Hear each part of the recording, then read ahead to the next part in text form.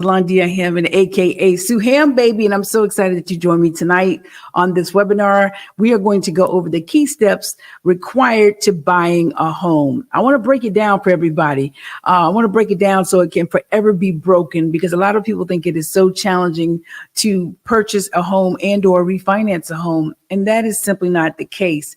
There are steps required. There are things that's got to be done. But if you've got yourself in order, the home buying and or the refinance process does not have to be difficult at all. So we're going to get into this real quick.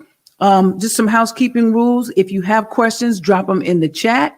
I will answer all questions at the end of the presentation. The presentation should be about 30 minutes or less, and then we will have a Q&A session. Make sure you have your questions already queued up, either in the chat or type them at the end of the presentation, and I will answer them so that we can keep it moving. All right.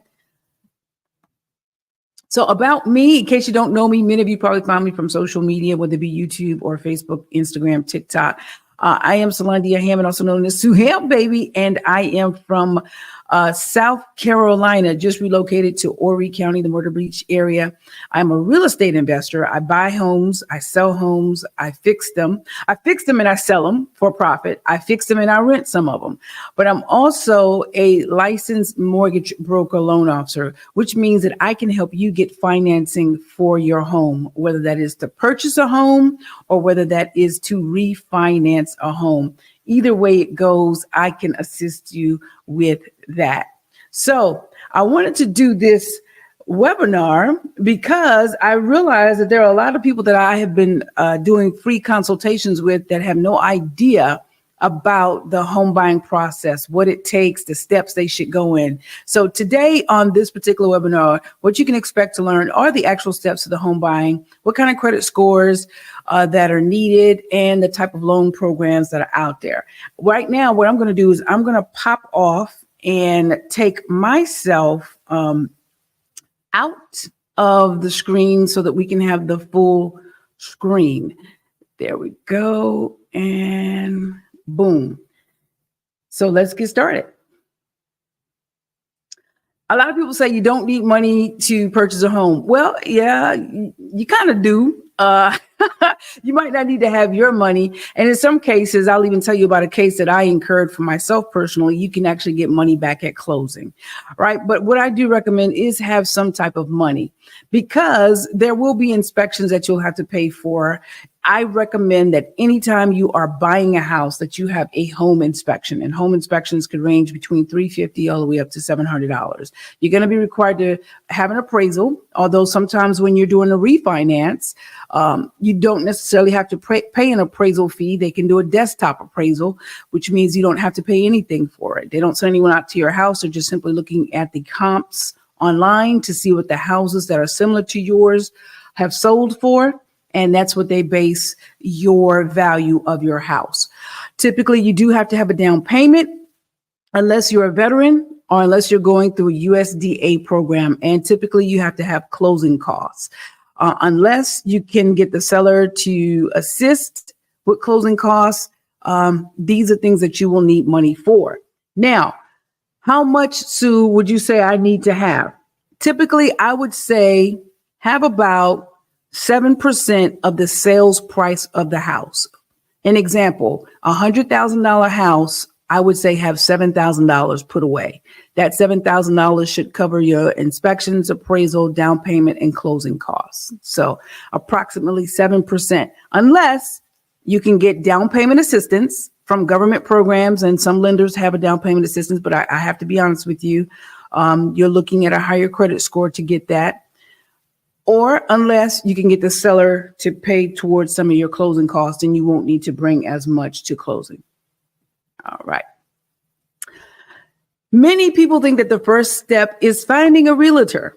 And while finding a realtor is amazing, all of the realtors are going to point you right back to me, the loan officer, because they're going to tell you you need a pre-approval. Why do you need a pre-approval? They're not going to take you into somebody's house if you do not show that you are a legitimate buyer. They're not going to take you into someone's house if your credit and your identity have not been verified, validated, because that could pose a legal issue. It could also pose a safety issue. So they're going to redirect you back to me, the mortgage broker loan officer, to issue you a pre-approval. Now, let me tell you the difference between a pre-qual and a pre-approval. A pre-qual is just simply you telling me your name, your address, you telling me how much you make, you telling me what you think your credit score is, you telling me how much money you have in the bank. And based upon what you tell me, not me verifying it, just simply based on what you tell me, I can tell you what you possibly could qualify for. That is not going to get you into somebody's home to see it. A realtor is not going to entertain a pre-qual, a quote, will not do it. What they're going to tell you is you have to have a pre-approval. What a pre-approval does is it gets you in the door to see your house. It tells you how much money you, how much money you qualify for based on your income, your assets, your debts, your credit, and your reserves, your 401k, retirement information. So get your loan pre-approved first. I don't want to sound like a dead horse, but that's just kicking a dead horse, but that's just the way it is. The pre-approval lets you know how much you can potentially borrow. It sets the budget for the home buying process. Again, realtors will not show homes without a pre-approval. And that is simply because they want to make sure they're not wasting their time. Sellers don't want their times wasted. We don't want any legal issues. We don't want any safety issues. So a pre-approval, like I said, we're going to verify your credit, your identity, because you will have to send in a valid ID. We're going to verify your income. You're going to send in 2 months, 60 days worth of, your last 2 pay stubs. Some people get paid monthly, so that's why I said 60 days. Some people get paid weekly, so we would need 2 weekly pay stubs. If you get paid biweekly, we would need 2 of those pay stubs. Either way it goes, we need 2 pay stubs to verify your income. We're going to need 2 months bank statements. We're going to need 2 years of W-2s, tax returns. Most times the tax returns are only required if you're self-employed. If you're not self-employed, we're not looking at tax returns. If you have retirement accounts and you want to show that you have some money saved up, we'll need 2 month statements of that. Of course, and a valid ID to prove who you are, and we will pull your credit. And if you fall within the guidelines, we will issue you a pre-approval saying, basically the pre-approval level would say something like, Solandia Hammond, you are pre-approved for a loan amount up to $350,000 with Edge Home Finance. And what that is your ticket to get into the game, to start looking for your home, people, your home. One of the great things about me being a broker is that I have access to over 100 lenders, which means I have access to several different programs. Unlike a lot of loan officers that work at banks, they only have what the bank allows, which is sometimes only about 2 or 3 programs. So you're very limited with that. But with me as a broker, I can potentially, for the most part, accommodate a lot of credit types, accommodate a lot of different scenarios. Now, here's the big thing that everybody talks about: credit. My credit sucks, Sue. It's not where it needs to be. A lot of people think the credit has to be perfect. Well, I'm here to tell you that is simply not the case. Now, I will be very honest with you. Of course, the higher your credit, the better terms you're going to get on your loan. But it does not have to be 850 credit score. Typically, though, a 620, 640 or higher middle mortgage score qualifies you for most financing. Now, what people don't realize is that we are looking at your mortgage score. If you want to find out exactly what your mortgage scores are, I hope you have your pencil and paper out. I want you to write down this website. It's called myfico.com. myfico.com. When you run your report on myfico.com, it's not free. I think it's $33. You're going to see 3 credit scores. There's a score for auto, if you're getting an auto loan. There's a score for credit cards, if you're applying for credit cards. And there's a score for mortgages. And that's the score that we look at. Now, here's the most important number on that mortgage score. There are 3 scores. There's your Experian score, there's your TransUnion mortgage score, and there's your Equifax mortgage score. What we're looking at is your middle score. So, for example, write this down on a piece of paper. If you have 3 scores and the score is 600, 610, 615, what you're going to do is throw out the lowest score, which is 600, and you're going to throw out the highest score, which is 615. Your middle score, 610, that is the score that we will use to qualify you for a program. So hopefully that makes sense. We're looking at your mortgage score and we're going by your middle score. So you'll get rid of the low score, get rid of the high score, and what you're left with is the middle score. All right. Now, a lot of down payment assistance programs, they're going to require you to have a 640 or more. So a lot of people looking for down payment assistance, most times you need a 640 or more credit score. Now, we do have programs that will accommodate a 500 credit score, but here's what I got to be honest with you about. You got to bring a bigger down payment, okay? I'm just going to be real with you because the loan is a little bit riskier than a normal loan. So if you have a 500 credit score, and there are a lot of people that have a 500 credit score but have a whole lot of freaking money. So if you got a 500 credit score, but you have a whole lot of money and you're saying, hey, I'm willing to put down more of a down payment, we have programs that we could potentially get you qualified in. All right. Now, it may require you to have more reserve money. What are reserves? Reserves is money on hand in a savings account, an investment account, or maybe you have a collateral, an asset that can cover your mortgage payments. It may require you to have 6 months of that. So let's say your house note is $1,000 and they say we need to see 6 months reserves. That means they need to see $6,000 somewhere in a savings account, an investment account, or a 401k account that can cover the reserve amount. Okay. Loan programs. Now that we've covered credit, and also before I want to go back to credit, here's a resource I want you to write down. The reason why I didn't put everything on the screen is because I want you to write things down. When you write things down, statistics show that you tend to remember it more. So, and if I repeat things over and over, statistics show that you tend to, retain that more. So that's why. But write this down. myfico.com, you'll have to pay for that. You can go to Experian.com. You can get your mortgage Experian score for free at Experian.com. You can go to TransUnion.com and get your credit report for free, but I don't think it's going to show the mortgage score. And you can go to Equifax.com. There's also a website called annualcreditreport.com. It's a free service. And I do believe that they are still showing you your credit score right now. In the past, they did not show you credit scores, but since COVID, they have been showing you what your credit scores are. And that website is annualcreditreport.com. I think that is. And then there's always Google. So you can always Google free credit reports and see what comes up to get your credit report. Here's a quick tip for you. If you see something on your credit report that is 7 years and or older, dispute that sucker. If it's a collection, it's 7 years or older, dispute that sucker. If it's a repossession, 7 years or older, dispute that sucker. Because after 7 years, you're forgiven. It's washed away. So you can get that taken off your credit report. You can dispute that in one of 3 ways. You can dispute it online. You can dispute it by calling the credit report agency, and you can dispute it by sending a letter in the mail. Okay. I recommend disputing it online. It's quick. Most times they get it off really, really fast. Loan programs.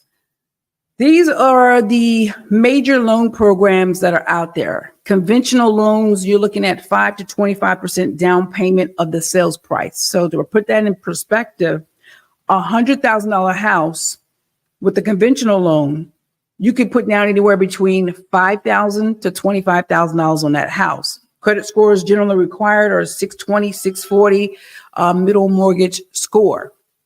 Okay. FHA, which is what a lot of people are using. Why? Because FHA it does not stand for first time home buyers. It does not stand for first time home buyers. It stands for Federal Housing Administration. It's a government backed loan that's used to help people with less than perfect credit or who may not have as much money as someone who can do a conventional loan. So an FHA loan typically requires you to put down anywhere between 3.5% to 10% down payment. Now, scores can be as low as a 500 for an FHA loan. But remember what I said. If your scores are that low, you're typically going to have to put down more money and your interest rate may be a little higher and you may be required to show 6 months reserves. Not all the time, but sometimes. One thing about an FHA loan that's really, really great is that the seller can pay 6% towards your closing costs. So some people call it seller concessions. Some people say, hey, the seller's paying 6%. When you get a seller that can contribute towards your closing costs, sometimes you can leave the table without even paying anything to get into a home, especially if you can get a down payment assistance program to go with the seller paying 6%. FHA, your credit does not need to be perfect.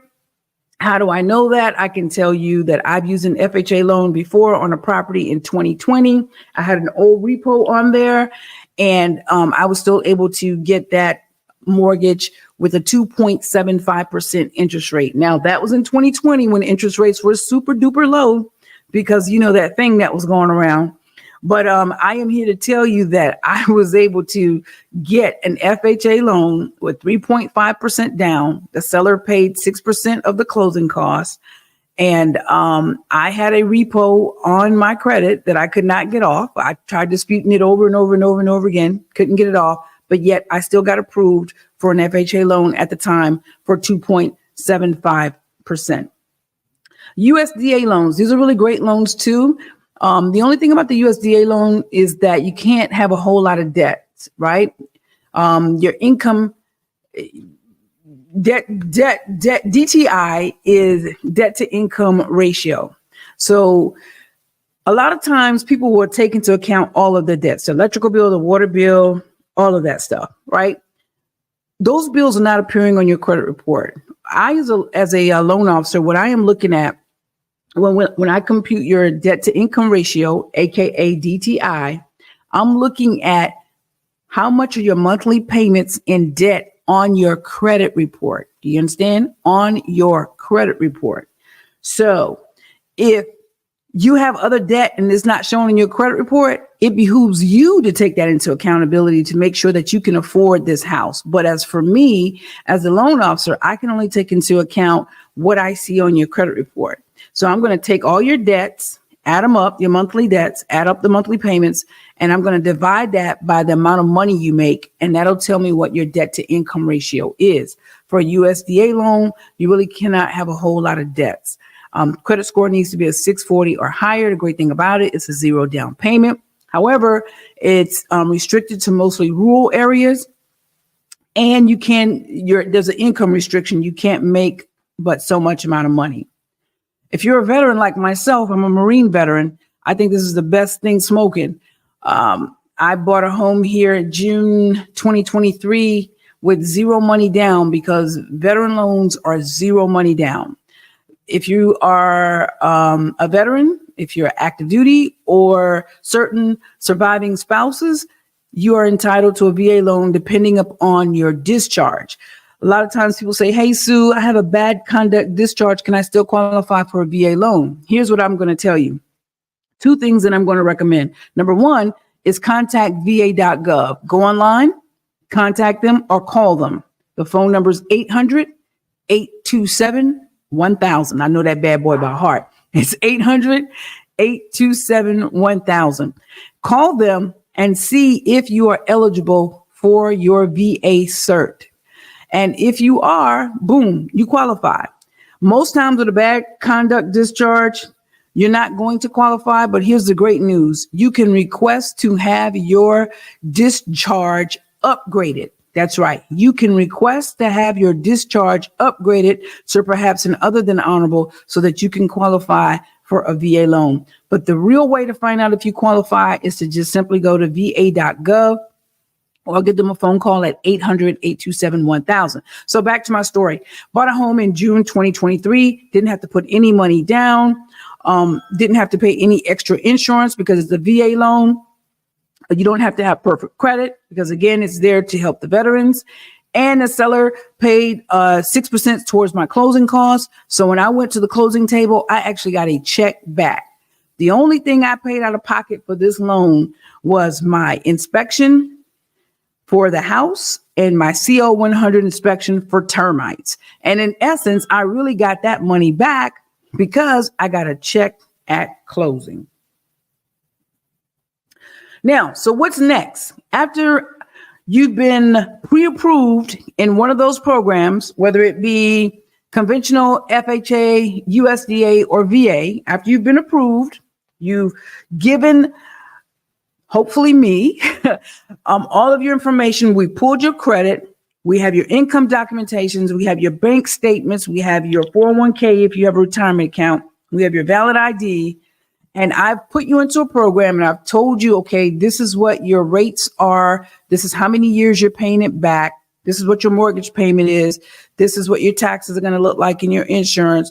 This is the program we're going in. And you're like, okay, good. I'm good with that. The next step then is to start looking at potential homes. This is when you get your realtor. You're going to work with your realtor to find the dream of your homes, the home of your dream. You're going to work with your realtor to find the home of your dream. Now, if you're in the state of South Carolina, there are a few realtors that I can refer you to, but you definitely want a hands-on realtor. You want somebody who understands the home buying process, who can explain it step by step, like how I'm doing it tonight. Somebody who communicates well, someone who gets back to you, someone who negotiates well on your behalf, one who's professional and proficient. A negotiator is a must because when you're doing the home buying process, it's going to be give and take, give and take, give and take. Once you have that realtor, you found the right realtor. It's like a marriage made in heaven, and you found the house that you want. Now it's time to make an offer on that house. That's when your realtor will draft up a contract. So at this point, guys, the loan officer kind of falls back a little bit. The loan officer has done his or her job by giving you the pre-approval. Now it's like, okay, go out there, make me proud, find a beautiful home. Now the realtor comes aboard and the realtor holds your hand. The realtor takes you out to different houses. You choose, okay, I love this house. I want to buy this house. Now the realtor and you put in an offer on this house. And they do that by drawing up a contract. And in that contract, you get to state how much you want to pay for this house. The house could be on the market for $175,000. You may say, I only want to pay $170,000. So you and your realtor will draw up a contract and says, hey, this is our offer price, $170,000.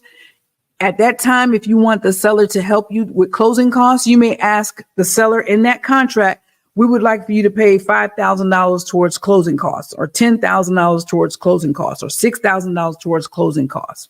Okay. All of that will be in the contract. A good realtor will help you navigate that contract, will help you ask for the right things. Okay. So once the realtor submits that on your behalf, hopefully the seller comes back and say, okay, deal. But sometimes the seller could come back and say, no dice. The seller could come back and say, listen, I got 3 offers on this house. True story. This just happened to me. I sold a house. When was that? A week ago or a week and a half ago. We put the house on the market September 2023. And we had some showings. The house was listed for $178,000. We had some showings. I had someone actually put in an offer for $150,000. Now, again, the sales price, $178,000. And I was like, no dice. That's $28,000 less than what I have it listed for. So fast forward, we're moving into the holiday season. All right. So I have a great realtor. My realtor said, listen, typically over the holiday season, things start to slow down. People are with their families. They are not really interested in going to see houses. But I promise you at the turn of the year, things are going to really, really pick up. So come January, right? I lowered the house to $165,900. So come January, we had 3 offers in one day.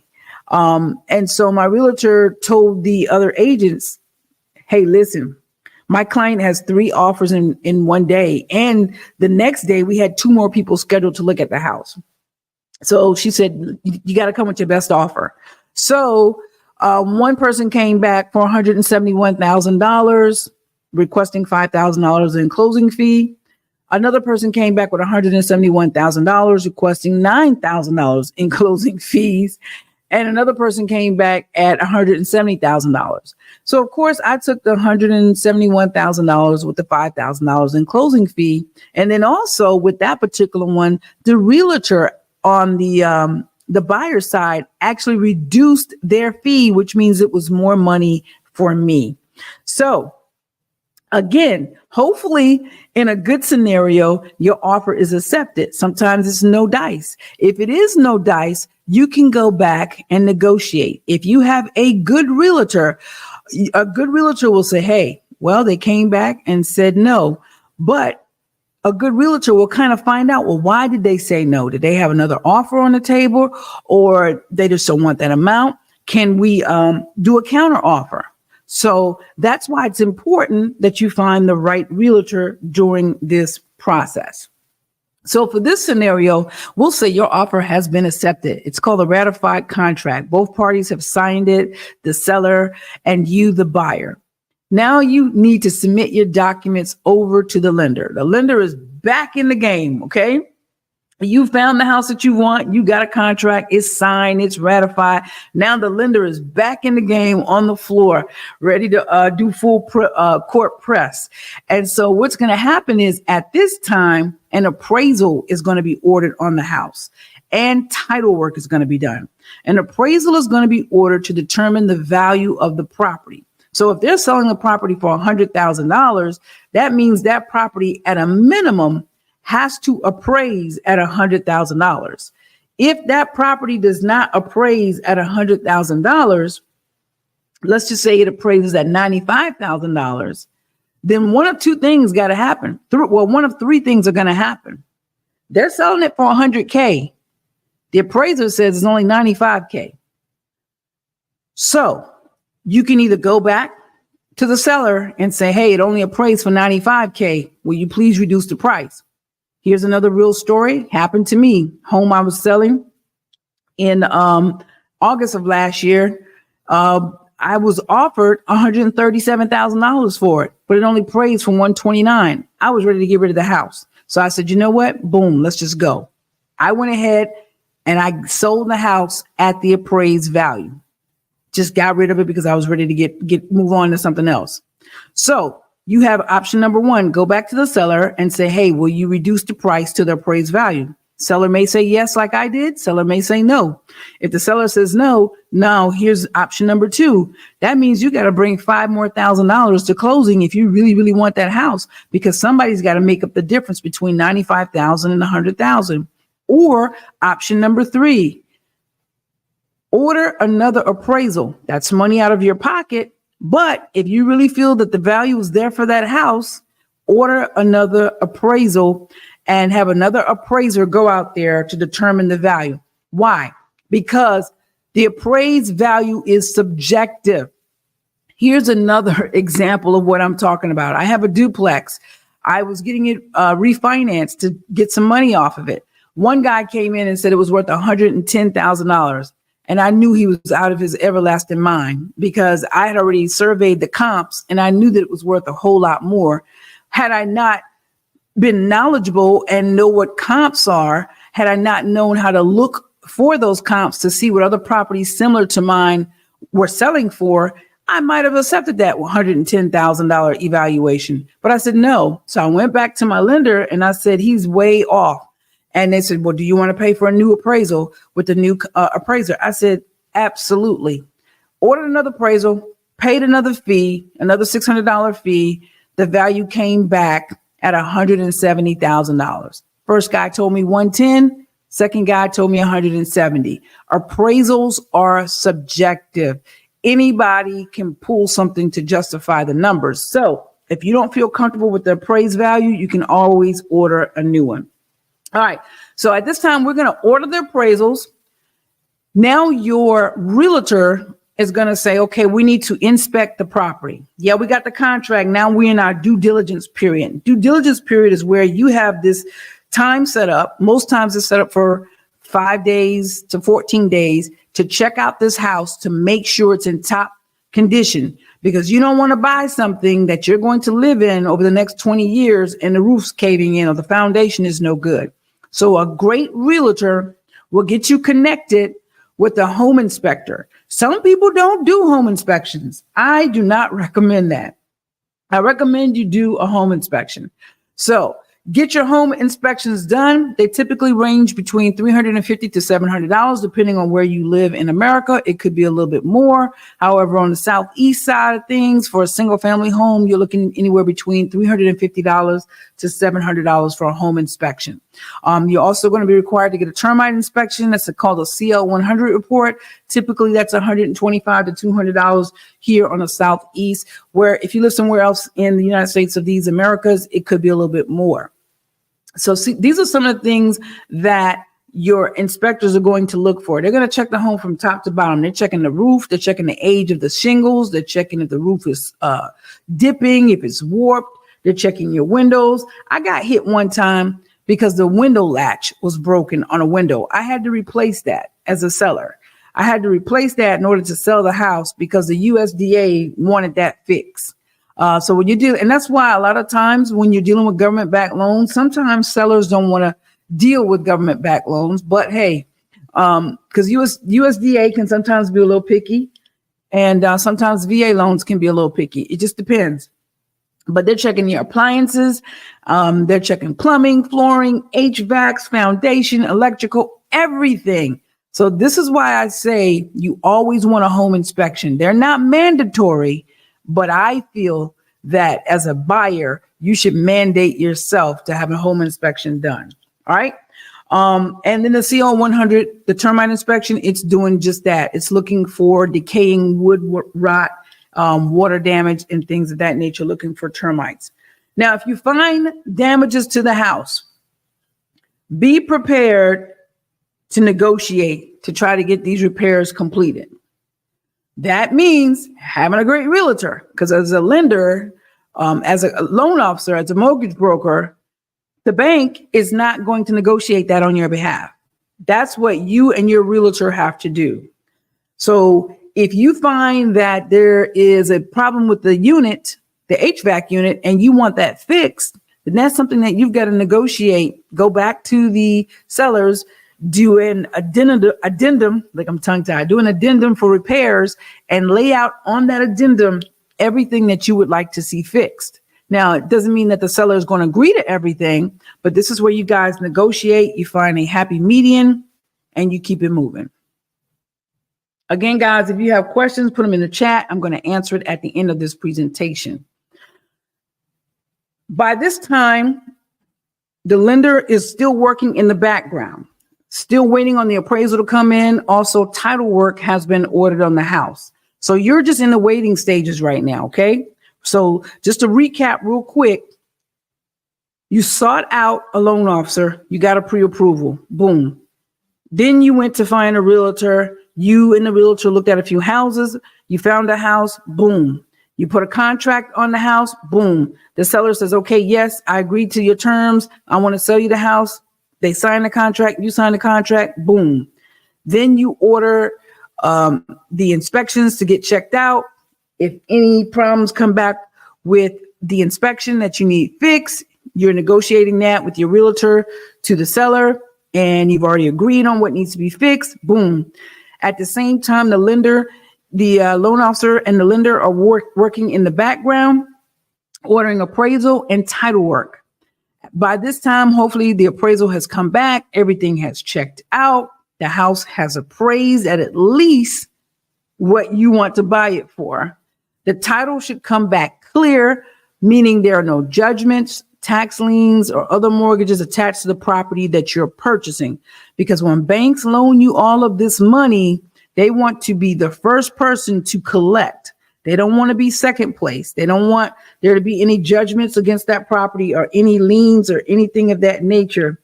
They want to have the first right to get that property back should you default on that property.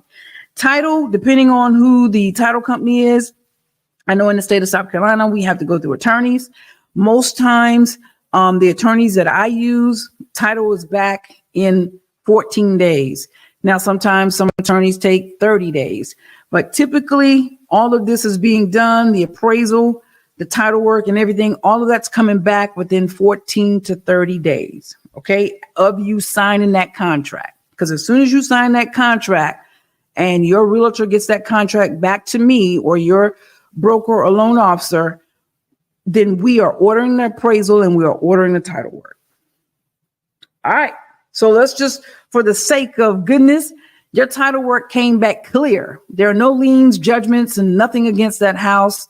Your appraisal came back clear. Everything's your inspections. You had a couple of things that needed to be repaired. The seller fixed it. You had the house re-inspected. Everything is done. Boom. Now you're just ready to sign on the dotted line. But before you sign that dotted line, your realtor should schedule a walkthrough. It's called a final walkthrough before you buy that house. Typically, the walkthrough is done the day before closing. Most realtors do it like the day before closing. And when you're walking through that house, that's your time to make sure that the repairs that you agreed that were going to be repaired are repaired. That's your time to make sure that the roof hasn't caved in, that the flooring hasn't given out. That's your time to make sure that the pipes haven't busted. You're checking everything, because when you wake up that next morning, you're going to be in that attorney's office and you're going to be signing on the dotted line saying that I accept full responsibility of my brand new or my existing beautiful home, and I'm willing to pay the bank the money that I agreed that I would pay in order for me and my family to have this beautiful home. And that, my friends, is the home buying process. So I want you to take a picture of this, because this is the checklist of everything we went over. I know we went through it fairly quickly, and that's why I wanted to leave time for questions. We actually finished it in 40 minutes like I wanted to. But the first step is you're going to partner with a qualified mortgage brokerage loan officer to get a pre-approval. Second, you're going to find a real estate agent. 3, you're going to start looking for homes. 4, you're going to put in an offer. Get a contract on it, get it signed. Everybody agrees to it. Boom. 5th, you're going to hire a house inspector to check for anything that needs to be done to that house, making sure it's good to go. At the same time, in the background, I'm working on your title search, and I'm sending that appraiser out there to appraise the house. Boom. Then you're going to make sure that the repairs get done. Your realtor will guide you through this within a time frame. While the repairs are getting done, at this time, I should have the appraisal back. I should have your title work back, and all of that is good. So the repairs are now done. And 7 is we're signing that paperwork and we're going to the closing table. I wanted to do this free home loan consultation buyer's workshop with you because a lot of people really don't understand the process. Now, it could take anywhere. Let me see if I can get my face back in here.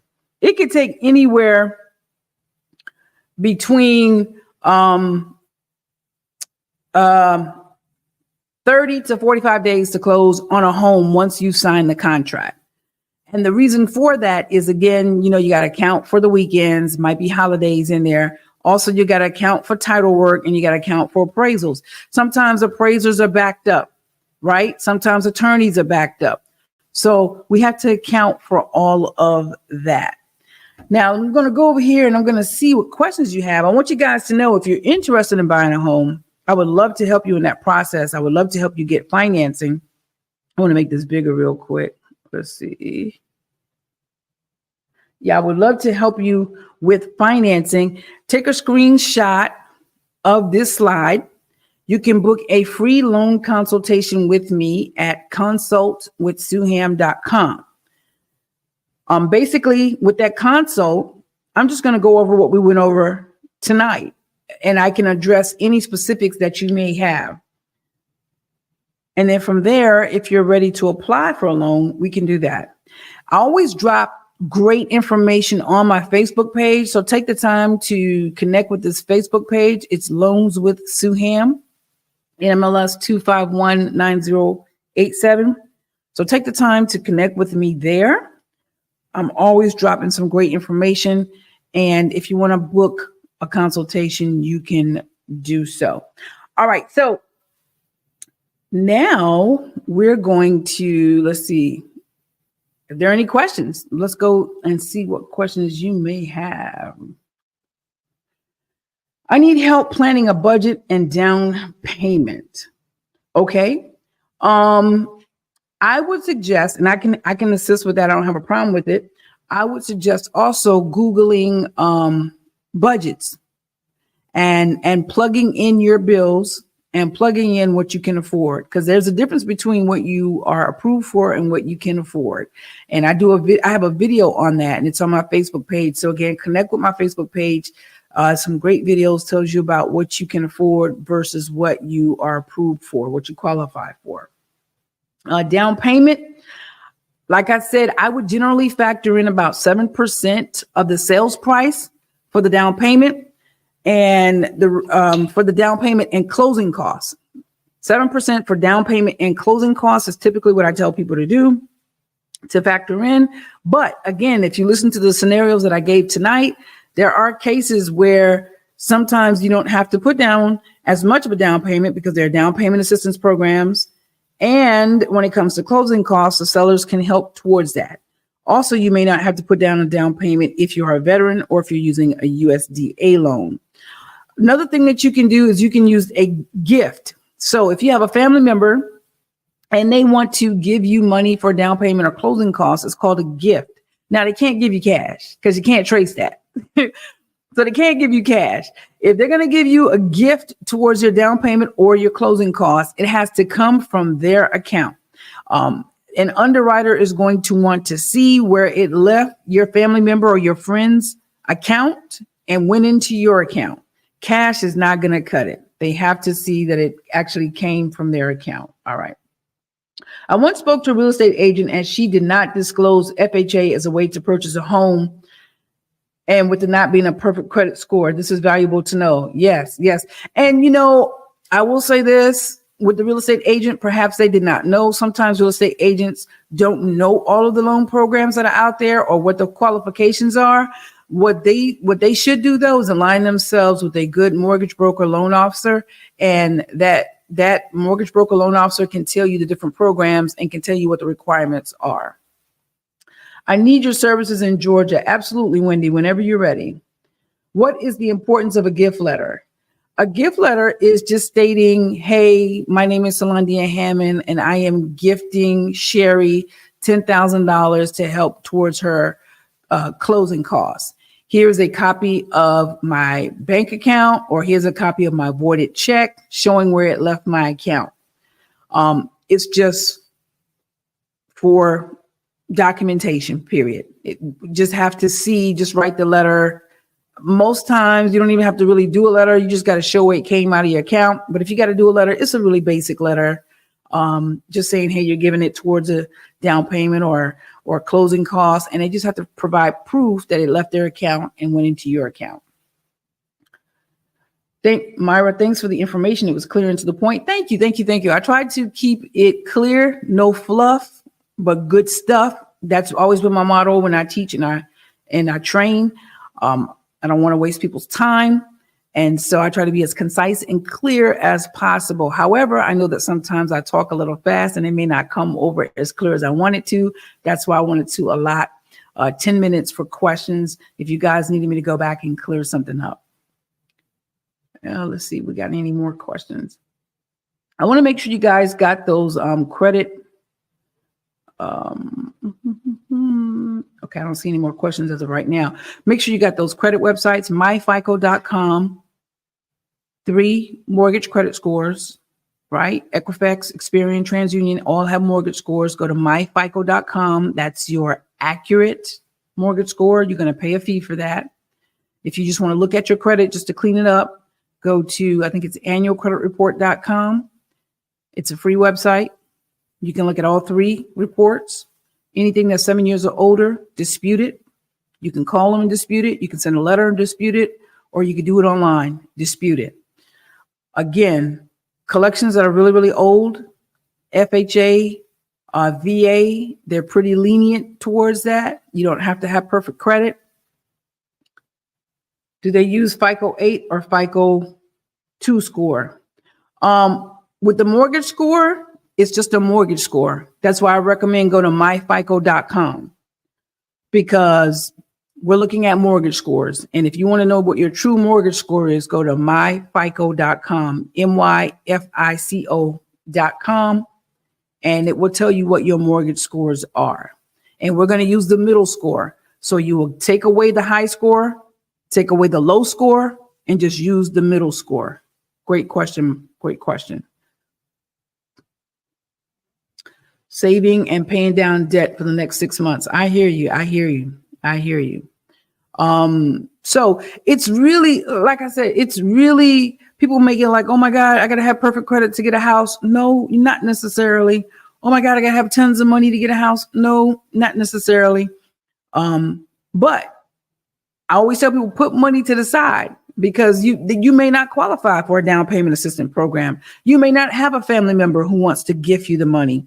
You may not be a veteran where you can get in with no money down. You may not qualify for the USDA loan, because again, USDA loan is restricted to certain areas and based on your income.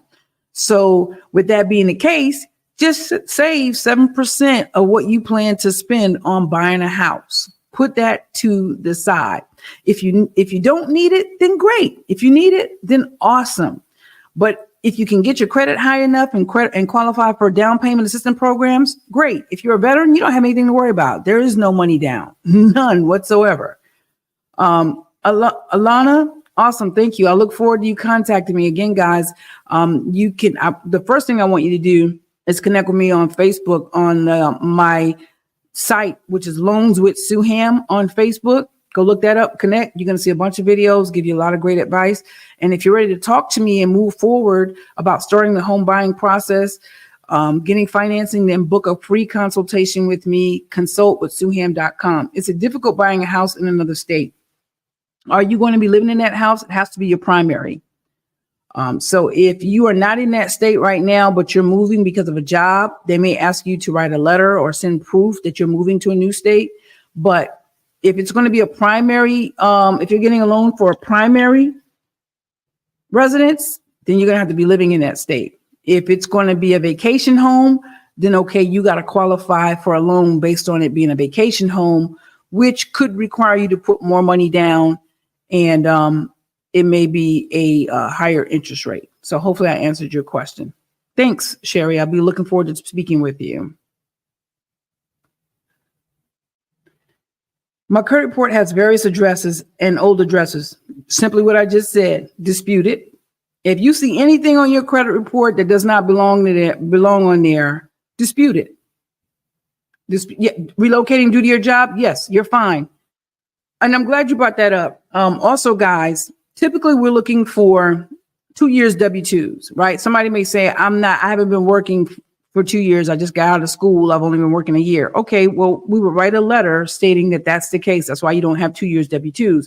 Somebody might say, but I haven't worked at the same job for the last 2 years. And that's fine as well, as long as it's in the same line of work.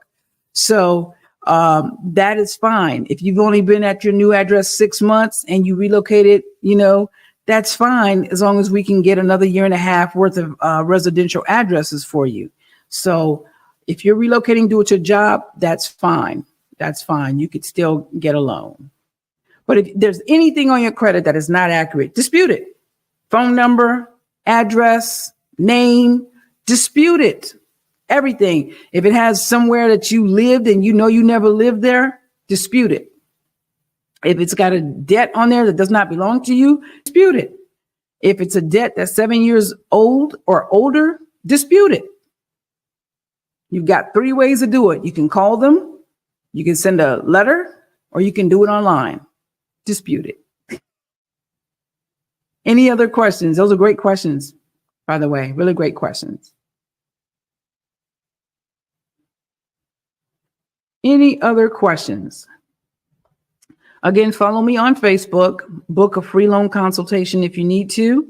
But I will say this, if you're booking that loan consultation, book it with the intent to really have some great questions that you want to ask me so that we can move forward to getting you into your home. But if you're booking it and we've already covered it here on the webinar, I would ask that you watch the webinar again because you may have missed it. Watch it again. And then if you can get it from the webinar, cool. If you can't, then please book the loan consultation with me. I will be more than willing to talk to you. All right. Well, I want to thank you all for being here tonight.